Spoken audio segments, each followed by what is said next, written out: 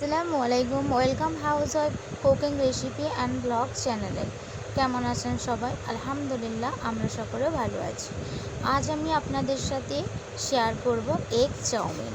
একদম রেস্টুরেন্ট স্টাইলের মতো আমি আপনাদের সাথে শেয়ার করব এগ চাউমিন।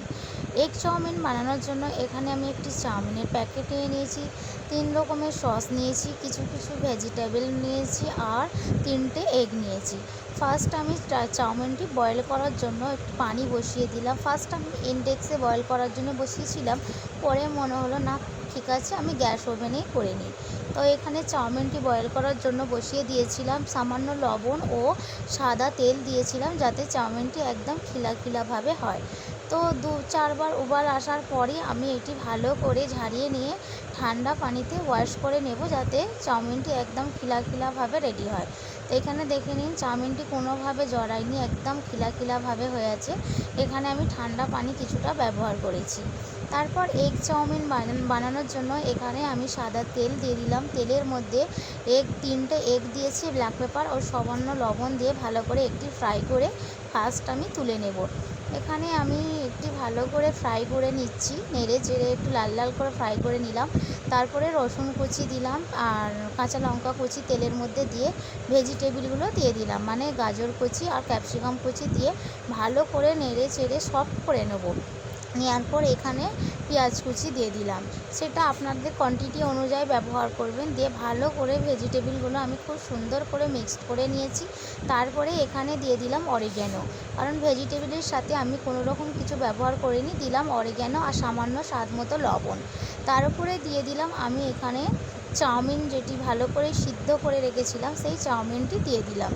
তো আমাদের বাড়িতে মেম্বার অনুযায়ী আমি কোয়ান্টিটি নিয়েছি, এগ নিয়েছি, আপনাদের বাড়ির মেম্বার অনুযায়ী এগ নিতে পারেন। তো এখানে আপনারা চিকেনও ব্যবহার করতে পারেন বা অনলি ভেজিটেবল দিয়েও চাউমিনটি বানাতে পারেন। আমি সমস্ত ভেজিটেবলের সাথে চাউমিনটি খুব সুন্দর করে ফ্রাই করে নেব। এই যে দেখে নিন, এখানে চাউমিনটি খুব সুন্দর করে ভেজিটেবলের সাথে ফ্রাই করে নিচ্ছি। আর ভেজিটেবলটি ম্যাক্সিমাম 80% মতো সফট হয়ে গেছিলো, মানে সিদ্ধ হয়ে গেছিলো। আর এইভাবে নেড়ে চেড়ে ফ্রাই করার পর বাকি 20%ও সিদ্ধ হয়ে যাবে। তারপর এখানে আমি কিছু সামান্য স্পাইসি দেবো আর সস ব্যবহার করব।